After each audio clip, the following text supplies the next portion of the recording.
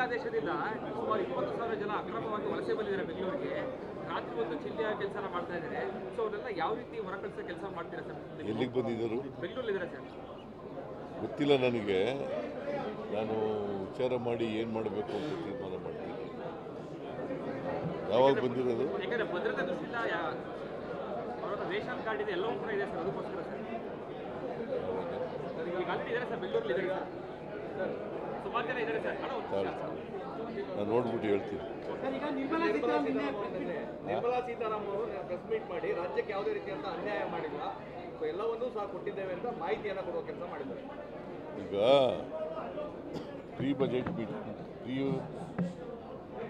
Budget meeting ಕರೆದಿದ್ದು ನಾವು ಅಲ್ಲಿ ಹೇಳಿದ್ದೀವಿ, ನೀವೇ ಅಪ್ಪರ್ ಭದ್ರಾ ಯೋಜನೆಗೆ 5,300 ಕೋಟಿ ಕೊಡ್ತೀವಿ ಅಂತ ಹೇಳಿ ಅದು ಕೊಡಿ ಅಂತ ಹೇಳಿ. ಅದು ಇದೆಯಾ ಬಜೆಟ್ನಲ್ಲಿ?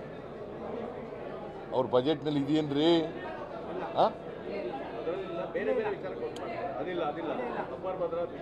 ಅಪ್ಪರ್ ಭದ್ರಾದು ಇದೆಯಾ? ಇಲ್ಲ ಅಂದರೆ ಕೊಡಲಿಲ್ಲ. ಆಮೇಲೆ 15 ಫೈನಾನ್ಸ್ ಕಮಿಷನ್ ರಿಪೋರ್ಟ್ನಲ್ಲಿ ರೆಕಮೆಂಡ್ ಮಾಡಿದರು 5,495 ಕೋಟಿ ಸ್ಪೆಷಲ್ ಗ್ರ್ಯಾಂಟ್ಸ್ ಕೊಡಿ ಅಂತ. ಅದು ಇದೆಯಾ? ಪೆರಿಫೆರಲ್ ರಿಂಗ್ ರೋಡ್ಗೆ 3,000 ಕೋಟಿ ಕೊಡ್ತೀವಿ ಅಂದಿದ್ರು, ಇದೆಯಾ? ಆಮೇಲೆ 3,000 ಕೋಟಿ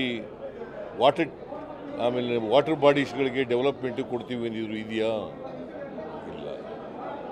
ಅದು ಅನ್ಯಾಯ ಅಲ್ವಾ? ಅಲ್ಲಪ್ಪ, ಅವ್ರ ಬಜೆಟ್ನಲ್ಲಿ ಇದೆಯೇನ್ರಿ ಅದು? ಕರ್ನಾಟಕದ ಈಗ ಇವ್ರಿಗೆ ಆಂಧ್ರಕ್ಕೆ ಕೊಟ್ಟರು, ಬಿಹಾರಿಗೆ ಕೊಟ್ಟರು, ಕರ್ನಾಟಕಕ್ಕೆ ಏನು ಕೊಟ್ಟಿದ್ದರು? ಇಲ್ಲಿಂದ ಅನ್ಯಾಯ ಆಗಿಲ್ಲ ಅಂತ ಹೇಳ್ತಾರಲ್ಲ. ಕುಮಾರಸ್ವಾಮಿ ಮತ್ತು ನಿರ್ಮಲಾ ಸೀತಾರಾಮನ್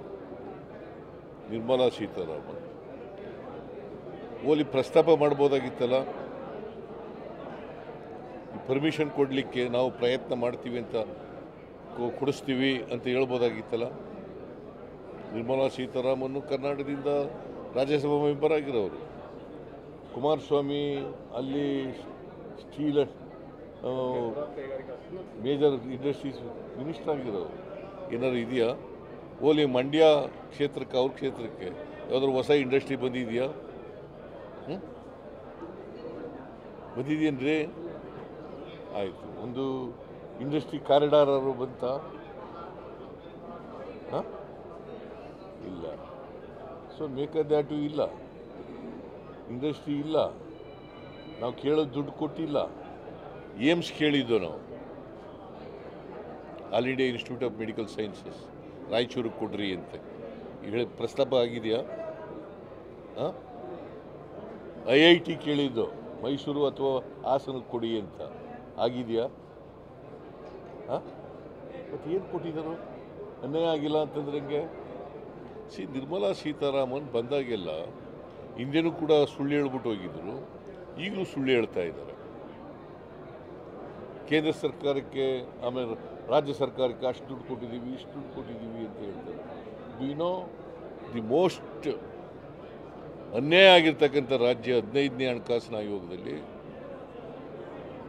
ಕರ್ನಾಟಕ ರಾಜ್ಯ. ಆ ಎಮ್ಮ ಇಲ್ಲಿಂದ ರೆಪ್ರೆಸೆಂಟ್ ಮಾಡ್ತಾರೆ, ರಾಜ್ಯಸಭಾ ಮೆಂಬರ್ ಆಗಿ ಮಾಡಿದಾರ. ನಿನ್ನೆ ಇನ್ನೂ ಒಂದು ಹೇಳಿದ್ದಾರೆ, ಇಂಡಸ್ಟ್ರಿಗಳೆಲ್ಲ ಓಡೋಯ್ತಾ ಇದ್ದಾವೆ ಬೇರೆ ರಾಜ್ಯಕ್ಕೆ.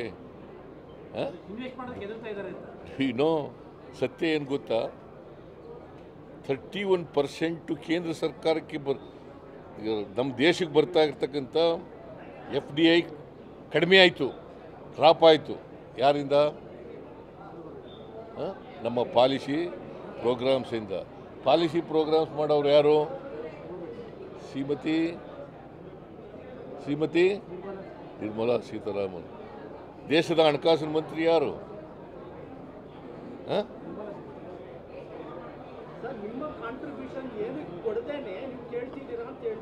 ಏನು ಕಾಂಟ್ರಿಬ್ಯೂಷನ್ ಮಾಡಬೇಕು ನಾವು? ದಿ ಸೆಕೆಂಡ್ ಕೇಳ್ರಿ, ಇಲ್ಲಿ ನೀವು ಕೇಳಗಂಟ ಕೇಳಬೇಕು. ದಿ ಸೆಕೆಂಡ್ ಹೈಯೆಸ್ಟ್ ನಾವು ತೆರಿಗೆ ಕೊಡ್ತಾ ಇದ್ದದರಲ್ಲಿ Maharashtra number 1, Karnataka number 2. Maharashtra number 1, Karnataka number 2. ಏನು ಕೊಡುಗೆ ಕೊಡಬೇಕು?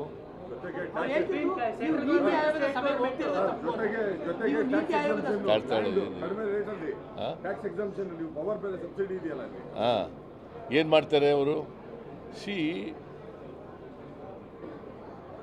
ಸೀತಾರಾಮನ್ ಇದ್ದಾರಲ್ಲ, ನಿರ್ಮಲಾ ಸೀತಾರಾಮನ್ ಸುಳ್ಳು ಅವರೇ ಬಜೆಟ್ನಲ್ಲಿ ಹೇಳಿದ್ರಪ್ಪ, 23-24 ಬಜೆಟ್ನಲ್ಲಿ ಅಪ್ಪರ್ ಭದ್ರಾಕ್ಕೆ 5,300 ಕೋಟಿ ಕೊಡ್ತೀವಿ ಅಂತ ಹೇಳಿದರು. ಕೊಟ್ರಾ? ಏನು ಕೊಡಬೇಕಾಗಿಲ್ಲ ಕರ್ನಾಟಕಕ್ಕೆ ಅಂದ್ರೆ. ಅದನ್ನು ನೋಡ್ಕೊಂಡು ಬಸವರಾಜ ಬೊಮ್ಮಾಯಿನೂ ಕೂಡ ಇಲ್ಲಿ ಮುಖ್ಯಮಂತ್ರಿಯಾಗಿ ಬಜೆಟ್ ಮಂಡಿಸಿದ್ರು. ಅವರು ಅದನ್ನು ರಿಪೀಟ್ ಮಾಡಿದರು, ರೀಟ್ರೇಟ್ ಮಾಡಿದರು. ಕೊಟ್ರಾ?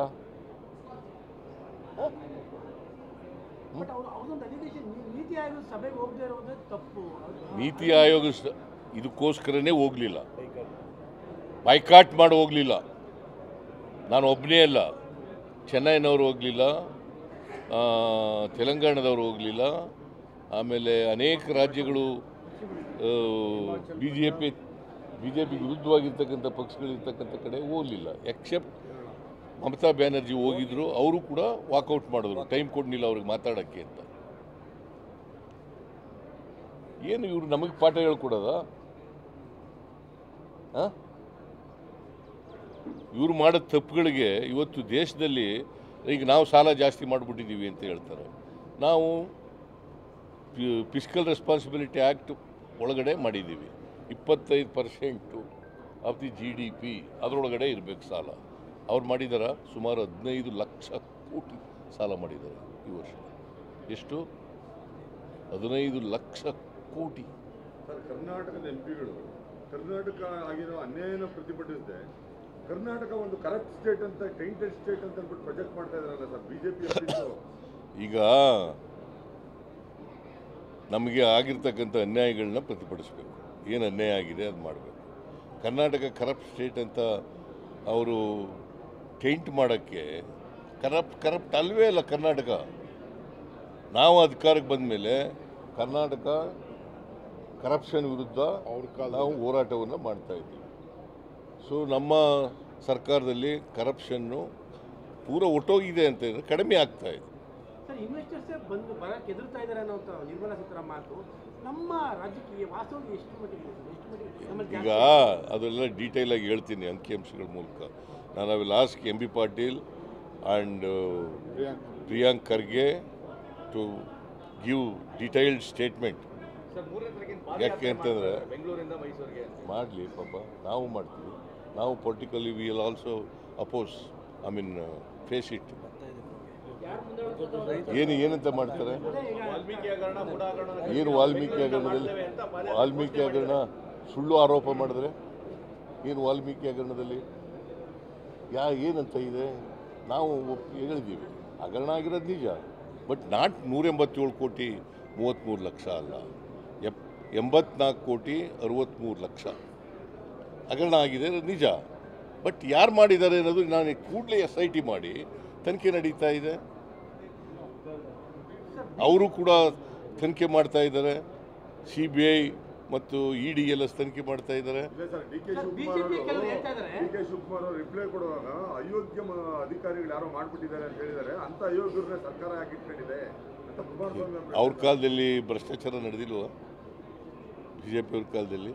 ನಾನು ಅದಕ್ಕೆ 21 ಹಗರಣಗಳನ್ನು ಪಟ್ಟಿ ಮಾಡಿ ಹೇಳಿದೆ. ನಾನು ಅವ್ರೇನೇನಾಗ್ತದೆ ನನ್ನ ಕೆಲವೆಲ್ಲ ಎಂಕ್ವೈರಿ ನಡೀತಾ ಇದ್ದಾವೆ. ನಾನು ಹೇಳಿದ್ದೀನಿ ಅವ್ರನ್ನ ಯಾವ್ಯಾವ ಎಂಕ್ವೈರಿಗಳು ನಡೀತಾ ಇದ್ದಾವೆ. ಈ CBI ಈಗ ರಾಘವೇಂದ್ರ ಬ್ಯಾಂಕು CBI ಕೊಟ್ಟು ನಾವು ಅಲ್ಲಿ ಬ್ಯಾಂಕ್ನಲ್ಲಿ ಅವ್ಯವಹಾರ ಆಗಿದೆ ಅಂತೇಳಿ ಮಾಡಿದ್ರ? ಇವತ್ತಿನವ್ರಿಗೆ CBIನವ್ರು ಮಾಡಿದಾರ? ಇವರು ಅಧಿಕಾರದಲ್ಲಿರುವಾಗ ನಾವು ಅನೇಕ ಸಾರಿ ಒತ್ತಾಯ ಮಾಡಿದ್ರು.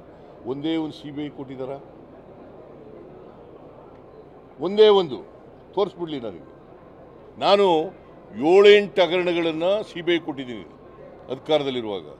ಇವರು ಇದೇ BJP ಅವರು ನಾವು ಅಧಿಕಾರದಲ್ಲಿದ್ದಾಗ CBIನ ಚೋರ್ ಬಚಾವ್ ಸಂಸ್ಥೆ ಅಂತ ಕರೀತಾ ಇದ್ರು. ಚೋರ್ ಬಚಾವ್ ಸಂಸ್ಥೆ ಅಂತ ಕರೀತಾ ಇದ್ರು. ಈಗ CBI ಬಗ್ಗೆ ಪ್ರೀತಿ ಯಾಕೆ ಬಂದ್ಬಿಟ್ಟಿದೆ? ಅವತ್ತು ನಾನು ಲೀಡರ್ ಆಫ್ ದಿ ಅಪೋಸಿಷನ್ ಆಗಿದ್ದಾಗ ಅನೇಕ ಹಗರಣಗಳಲ್ಲಿ CBI ಕೊಡ್ರಿ ಅಂತಂದಾಗ ಕೊಡಲಿಲ್ಲ. ಇವ್ರದೇ ಸರ್ಕಾರ ಆಯಿತು ಕೇಂದ್ರದಲ್ಲಿ, ಕೊಡಲಿಲ್ಲ. ಈಗ ನಾವು ಅಧಿಕಾರಕ್ಕೆ ಬಂದ ಮೇಲೆ CBI ಕೊಡಿ, CBI ಕೊಡಿ. ಏನು ಪ್ರೀತಿ ಯಾಕೆ CBI ಮೇಲೆ? ನಾನು I will show you the record, document ಹೇಳಿ ತೋರಿಸ್ತೀನಿ ನಾನು. ಚೋರ್ ಬಚಾವ್ ಇನ್ಸ್ಟಿಟ್ಯೂಷನ್,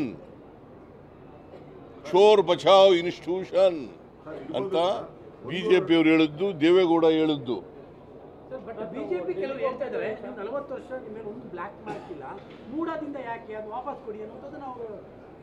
ಇಲ್ಲಪ್ಪ, ಏನು ಈಗ ಅಲ್ಲಿ ಮೂಡಾದಲ್ಲಿ ಏನಿದೆ ಬ್ಲ್ಯಾಕ್ ಸ್ಪಾಟ್ ಏನಿದೆ? ಅಲ್ಲ ಏನು ಹೇಳ್ರಿ ನೀವು ಅವ್ರು ಹೇಳಿದಾರಲ್ಲ ಅದನ್ನೇ ಹೇಳಪ್ಪ.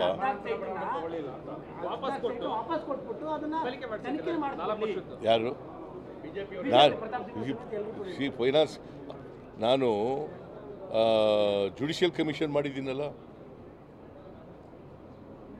ಅವ್ರು ಯಾವುದಾದ್ರು ಜುಡಿಷಿಯಲ್ ಕಮಿಷನ್ ಮಾಡಿದಾರ? ಯಾವಾಗಲಾದ್ರೂ ಯಾವತ್ತಾದ್ರೂ ಒಂದು ಜುಡಿಷಿಯಲ್ ಕಮಿಷನ್ ಮಾಡಿದ್ರೆ ತೋರಿಸ್ತೀನಿ ನೋಡಿ. ನಾನು ಇದರಲ್ಲಿ ಕೋವಿಡ್-19ನಲ್ಲಿ ಸುಮಾರು 3-4 ಸಾವಿರ ಕೋಟಿ ನುಂಗ ಹಾಕ್ಬಿಟ್ರು. ಜುಡಿಷಿಯಲ್ ಕಮಿಷನ್ ಮಾಡ್ರಿ ಅಂತಂದೆ, ಈಗ CBI ಕೊಡಿ ಅಂತಂದೆ, ಕೊಟ್ರ?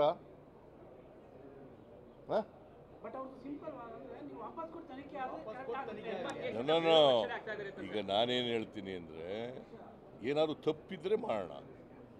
ಈಗ ನಾನು ತಪ್ಪಿಲ್ಲ, ಆದರೂ ಕೂಡ ಜನಗಳ ಮನಸ್ಸಿನಲ್ಲಿ ಅನುಮಾನ ಇರಬಾರ್ದು ಅನ್ನೋ ಕಾರಣಕ್ಕೋಸ್ಕರ ಜುಡಿಷಿಯಲ್ ಕಮಿಷನ್ ಮಾಡಿದ್ದೀನಿ. ಯಾರೋ ಒಬ್ಬ ಮಂತ್ರಿಯಾಗಿ ಇದ್ಕೊಂಡು ಜುಡಿಷಿಯಲ್ ಕಮಿಷನ್ ಬಗ್ಗೆ ಮಾತಾಡಿದ್ರೆ ಹಿಂಗೆ ಟೀಕೆ ಮಾಡಿದ್ರೆ? ಒಬ್ಬ ಮಂತ್ರಿ ಚೀಫ್ ಮಿನಿಸ್ಟರ್ ಆಗಿದ್ದವರು 1952 ಆಗ್ತಿರೋದು ಯಾಕೆ? ಎಂಕ್ವೈರೀಸ್ ಆಗ್ತಿರೋದು ಯಾಕಪ್ಪ? ಅದ್ರ ಪ್ರಕಾರ ಜುಡಿಷಿಯಲ್ ಕಮಿಷನ್ ಮಾಡಿದ್ರೆ ಇವರೇ ಅನೇಕ ಸಾರಿ ಕೇಳ್ತಾರೆ, ಜುಡಿಷಿಯಲ್ ಕಮಿಷನ್ ಮಾಡಿ, ಇಲ್ಲ CBI ಕೊಡಿ. ನಮ್ಮ ಪೊಲೀಸ್ನವರು ಮೇಲೆ ನಂಬಿಕೆ ಇಲ್ವಾ? SIT ಮಾಡಿದ್ದೀನಲ್ಲ ಈಗ ನಾನು. ಒಬ್ರು ಕೇಳ್ರಿ.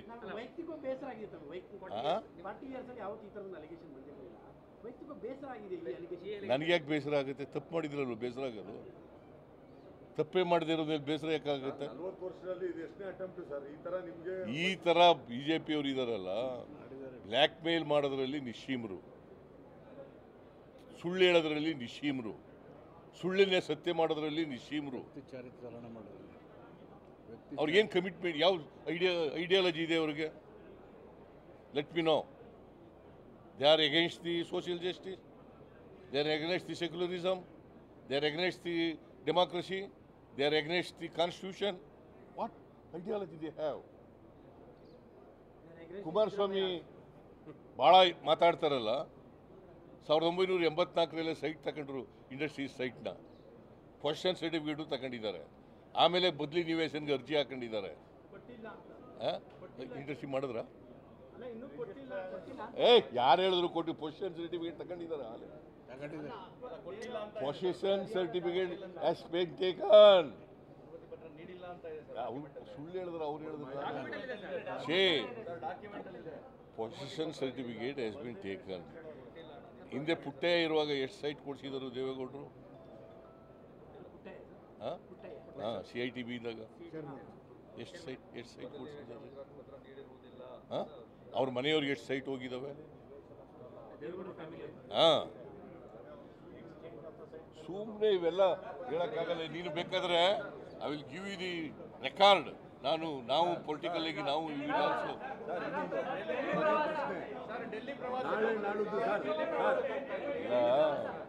ಸರ್ಕಾರದ ಬಗ್ಗೆ, ಪಕ್ಷದ ಬಗ್ಗೆ ಚರ್ಚೆ ಮಾಡಲಿಕ್ಕೆ ಕರೆದಿದ್ದಾರೆ. ನಾವು going my self and DK Shivakumar both of us. Sir, ನಾಳೆ ನಾಡದ್ದು ಒಳಗಡೆ ಮೆಟ್ಟೂರು ಡ್ಯಾಮ್ ತುಂಬ ತುಂಬ್ತಾ ಇದೆ ಸರ್. ನೀರೆಲ್ಲ ಯಥೇಚ್ಛವಾಗಿ ವೇಸ್ಟ್ ಆಗ್ತಾ ಇದೆ.